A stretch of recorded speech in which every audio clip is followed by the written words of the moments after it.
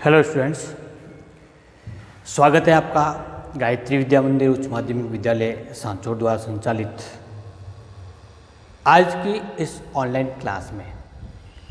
आज हम डिस्कस करने जा रहे हैं क्लास 11th के सब्जेक्ट जीव विज्ञान से संबंधित एक टॉपिक, और हमारा ये टॉपिक जीव विज्ञान के तीसरे चैप्टर से है, लेसन नंबर 3 का है, और टॉपिक का नाम है एंजियोस्पर्म का जीवन चक्र और पादपों में पाए जाने वाले विभिन्न प्रकार के पीढ़ी एकांतरण।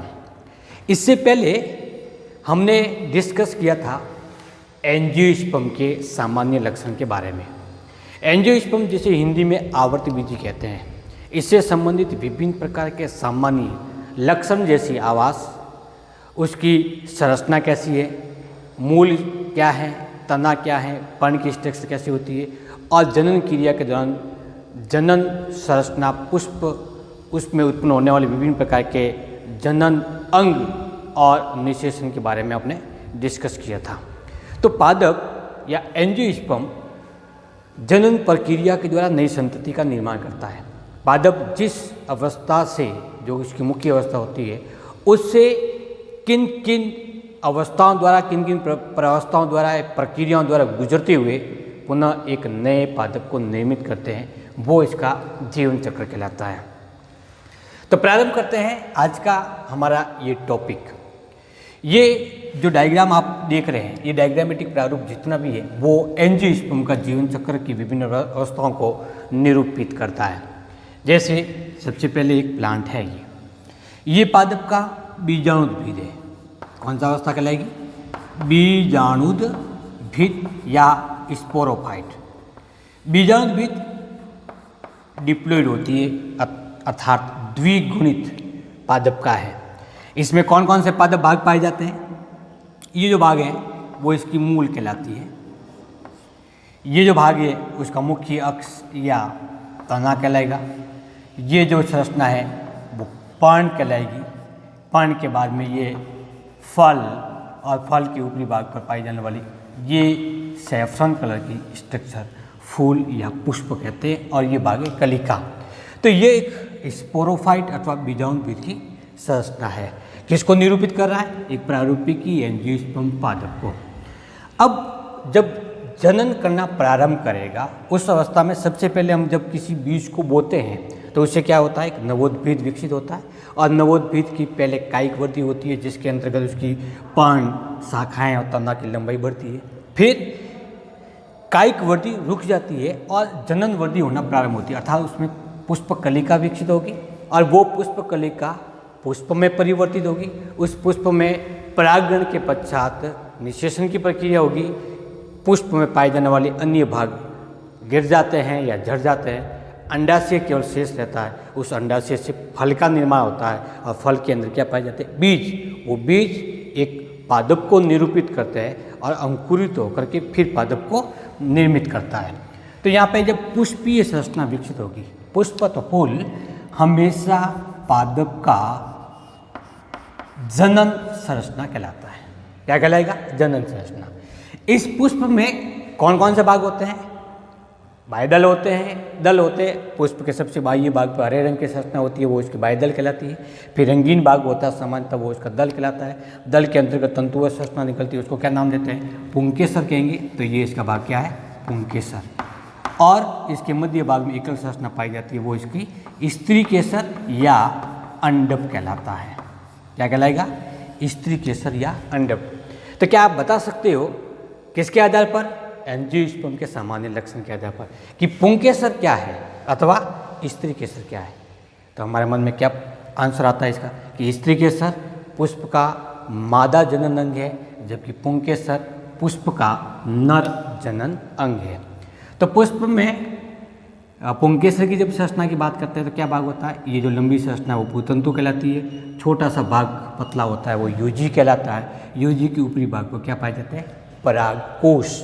ठीक इसी प्रकार से जब हम स्त्री केसर की बात करें, जिसे हम अंडप भी कहते हैं, तो आधार्य भाग में फूली हुई संरचना क्या कहलाती है? अंडाशय। इसके ऊपरी भाग पर लंबी वर्तिका नुमा संरचना वर्तिका, और ऊपरी भाग फूला हुआ, वर्तिका के ऊपरी भाग फूली हुई संरचना क्या कहलाएगी? वर्तिकाग्र कहलाती है। क्योंकि जनन क्रिया के अंतर्गत पुष्प के इन दोनों भागों का महत्वपूर्ण योगदान होता है, या हम ये कह सकते हैं कि इन अंगों के अभाव में जनन की प्रक्रिया संपन्न नहीं होगी, इसलिए उसको आवश्यक अंग भी कह सकते हैं। आवश्यक अंग जनन में भाग ले रहे, केवल इसीलिए केवल इन दो अंगों को ही डायग्राम में निरूपित किया जा रहा है, अन्यथा हम दल भी बनाते हैं और बाह्य दल भी बनाते हैं। पुंकेसर का ऊपरी भाग है जो मांसल होता है, क्या कहलाता है? परागकोश। परागकोश की जब अनुपस्थ भित्ति काटी जाती है तो ये परागकोश प्रारूपी की पादप के रूप में तितली आकार होता है। कैसा होगा? तितली के आकार का, जिसके अंदर 4 कोष्ठक पाए जाते हैं। इन 4 कोष्ठकों को लघु बीजाणुधानी कहते हैं। क्या नाम देंगे? लघु बीजाणुधानी। कितनी पाई जाती है? 4। उसमें से एक लघु बीजाणुधानी का ये डायग्राम, इसके अंदर पाई जाने वाली इस कोशिका को क्या नाम देते हैं? लघु बीजाणु मात्र कोशिका या माइक्रोस्पोर मदर सेल। लघु बीजाणु मात्र कोशिका एक विशेष प्रकार का विभाजन जिसका नाम है अर्धसूत्री विभाजन। कौन सा? अर्धसूत्री विभाजन। इसके द्वारा विभाजित होकर के एक लघु बीजाणु मात्र कोशिका से कितने अगोहित कोशिका बनेगी? 4 हैप्लॉइड सेल्स बनेगी। कितनी बनेगी? नंबर ऑफ सेल्स होगी वो 4 होगी। इन चारों कोशिका को लघु बीजाणु या संरचना में परिवर्तन हो जाने के कारण इनको परागकण कहते हैं। क्या नाम देंगे? परागकण। परागकण की सबसे बाह्य भित्ति होगी वो इस प्रकार की कंटिकामय होगी, एक अंतर्भित्ति होगी और इसमें एक केंद्रक होगा जो विभाजित होकर के 2 केंद्रकों का निर्माण करता है। इसमें से एक केंद्र को कायिक केंद्र और दूसरे को जनन केंद्र के नाम से जाना जाता है। ये तो बात हुई पुंकेसर की। और ये पुंकेसर क्या है? नर जनन अंग। कौन सा? नर जनन अंग। ठीक इसी प्रकार के पुष्प में मादा जनन अंग भी होगा। मादा जनन अंग के रूप में किसको निरूपित किया जाता है? स्त्री केसर को। इस स्त्री केसर के अंडाशय वाले भाग के अंदर बीजांड स्थित होते हैं। क्या होते हैं? बीजांड। तो ये अनुप्रस्थ काट के रूप में बीजांड का भाग है। बीजांड के उत्तक है ये। बीजांड की संरचना नहीं है पूरी, बल्कि बीजांड के उत्तक। अब बीजांड के उत्तक के अंदर पाई जाने वाली इस कोशिका को क्या नाम देते हैं? गुरु बीजाणु मात्र कोशिका। अब गुरु बीजाणु मात्र कोशिका क्या करेगी? सबसे पहले अर्धसूत्री विभाजन द्वारा विभाजित होकर के एक गुरु बीजाणु का निर्माण करेंगे। बनेंगे तो 4, लेकिन 3 विघटित हो जाएंगे। कितना सक्रिय रहेगा? 1। वो एक गुरु बीजाणु फिर समसूत्री विभाजन के द्वारा एक 8 केंद्र की 7 कोशिकीय संरचना का निर्माण करते हैं। इसको क्या नाम देते हैं? भ्रूण कोश। तो क्या आप बता सकते हो कि बीजांड में स्थित कोशिका ने भ्रूण कोश का निर्माण किया था? भ्रूण कोश किस में पाया जाएगा? डेफिनेट बीजांड के अंतर्गत। अब गुरु बीजाणु जो सक्रिय था वो समसूत्री विभाजन द्वारा भ्रूण कोश का निर्माण करता है। और गुरु बीजाणु मात्र कोशिका में कौन सा विभाजन होता है? अर्धसूत्री। अर्धसूत्री विभाजन से गुरु बीजाणु का निर्माण हुआ। इसका मतलब गुरु बीजाणु भी हैप्लॉइड प्रकार का होगा। तो ये सभी कोशिका होगी वो हैप्लॉइड होगी। इस भ्रूण कोश में कितनी कोशिका? 3 कोशिकाएं जो निभागीय सिरे की ओर स्थित होती है उसको नाम देते हैं हम प्रतिमुखी कोशिका। कौन सी कोशिका? प्रतिमुखी कोशिका। बीजांड द्वारा सिरे की ओर 3 कोशिकाएं पाई जाती है, उसको नाम देते हैं अंड समुच्चय या अंड उपकरण। अंड समुच्चय। इसमें एक केंद्रीय बड़ी कोशिका होगी वो क्या कहलाएगी? अंड कोशिका। और पास में स्थित होगी वो सहायक कोशिका। 2 मध्य में स्थित कोशिका पाई जाएगी, इसलिए उसको क्या नाम देंगे? द्वितीयक कोशिका अथवा द्वितीयक ध्रुविक केंद्रक। अब कोशिका रूप में कितनी? 1, 2, 3, 4, 5, 6 और 7। तो 7 कोशिकाएं। लेकिन इसमें केंद्र कितने हैं? प्रत्येक एक कोशिका में एक होगा। 1, 2, 3, 4, 5, 6। लेकिन इस द्वितीयक ध्रुवीय केंद्र से निर्मित कोशिका में कितने केंद्रक हैं? 2। तो 6 इधर, 3 इधर, 3 इधर, 6 और 2 8। तो ये भ्रूण कोश कौन सी प्रवृत्ति का हुआ? 7 कोशिकीय 8 केंद्रीय के भ्रूण कोश का हुआ। तो ये तो हुई इस पुष्प में नियमित होने वाली जनन संरचना का विकास। इस भ्रूण कोश को मादा युग्मोद्भिद भी कहते हैं। क्या कहेंगे? मादा युग्मोद्भिद, क्योंकि ये सभी कोशिकाएं अगुणित हैं, अर्थात ये भ्रूण कोश अगुणित कोशिकाओं से निर्मित है और इसमें मादा युग्मक का निर्माण होगा, इसलिए इसको नाम देंगे मादा युग्मोद्भिद। ठीक इसी प्रकार से परागकण भी अंकुरित होता है। परागकण क्या करेगा? इस पराग कोश से बाहर निकल करके किसी भी माध्यम से, चाहे वो जल हो, वायु हो या कोई जीव जंतु हो, तो उसकी सहायता से कहाँ पहुँचेगा? वर्तिकाग्र तक पहुँचेगा। जब कोई परागकण पराग कोश से वर्तिकाग्र तक पहुँचता है तो इस प्रक्रिया को क्या नाम देंगे? इस प्रक्रिया को कहेंगे परागण। क्या कहेंगे? परागण कहेंगे। तो परागण के पश्चात इसमें अंकुरण होना प्रारंभ होता है, तो बाह्य भित्ति तो टूट जाती है, लेकिन परागकण की अंतःचोल या अंतर्भित्ति एक नलिका के रूप में परिवर्तित हो जाती है। इस नलिका को कहते हैं पराग नलिका। क्या कहेंगे?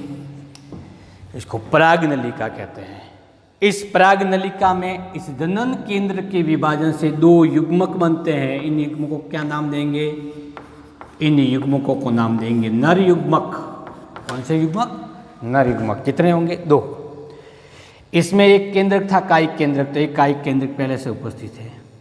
तो ये जो संरचना है वो कितने केंद्र की हुई? 1 2 3 केंद्र की हुई या 3 कोशिकीय हुई। तो इस 3 कोशिकीय संरचना को नाम देंगे नर युग्मोद्भिद। तो नर युग्मोद्भिद तो हुआ 3 कोशिकीय और मादा युग्मोद्भिद हुआ 7 कोशिकीय। नर युग्मोद्भिद में किसका निर्माण होगा? नर युग्मकों का निर्माण होगा। और मादा युग्मोद्भिद में मादा युग्मक या उसे हम अंड कोशिका भी कहते हैं का निर्माण होता है। यहाँ तक ये हो गया क्लियर। अब क्या होगा कि इस पराग नलिका की सहायता से नर युग्मक अंड कोशिका तक पहुंचते हैं और अंड कोशिका निषेचित होकर के एक द्विगुणित कोशिका बनाती है। द्विगुणित क्यों होगी? क्योंकि एक अगुणित केंद्रक अंड कोशिका का जबकि दूसरा अगुणित केंद्रक नर युग्मक का। तो एन नर युग्मक और एन अंड कोशिका दोनों ही आपस में संलयन के द्वारा एक कोशिका का निर्माण करता है। तो एन और एन कितना हुआ? 2n।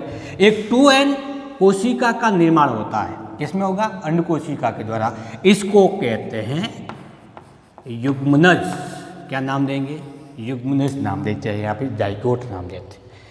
इसके अलावा प्रतिमुखी कोशिका ऐसा ही कोशिका है वो नष्ट हो जाती है, जबकि द्वितीयक ध्रुवीय केंद्रक नर युग्मक के साथ में दूसरे नर युग्मक के साथ में जुड़ करके प्राथमिक भ्रूणपोष कोशिका का निर्माण करता है। अब आगे बढ़ते, अब क्या होगा कि इस भ्रूण कोश में ही ये युग्मनज समसूत्री विभाजन के द्वारा विभाजित होकर एक बहुकोशिकीय संरचना का निर्माण करता है और इस बहुकोशिकीय संरचना को क्या नाम देंगे? भ्रूण। भ्रूण का निर्माण इस संरचना में होने के कारण इसको भ्रूण कोश कहा जाता है। तो किसका निर्माण हुआ? भ्रूण का। यदि वो द्विबीजपत्री पादप है तो 2 बीजपत्र का निर्माण होगा और यदि एक बीजपत्री है तो कितने एक बीजपत्र का निर्माण होगा? एकल का। इसमें लंबी संरचना निलंबक कहलाती है, ये इसका शुष्कांग कहलाता है, ये इसके बीजपत्र कहलाते हैं। शुष्कांग की सहायता से ये पोषण प्राप्त करेगा, अवशोषित करेगा, निलंबक भ्रूण को निलंबित रखेगा।